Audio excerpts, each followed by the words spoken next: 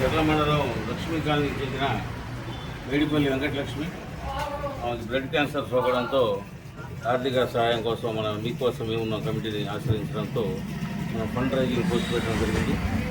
పలువురు దాతల నుంచి సేకరించిన 21,000 రూపాయలని ఆమె ఆసుపత్రి ఖర్చులకు అందిస్తున్నాం.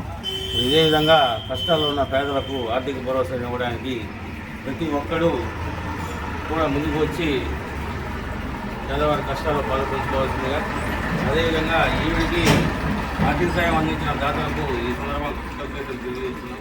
ఇప్పుడు ఈ చెక్కుని వారి కుటుంబ సభ్యులు అయిన వెంకటేశ్వర గారికి శ్రీకాంత్ చేతుల మీదుగా ఇవ్వాల్సిందిగా కోరుతున్నాం.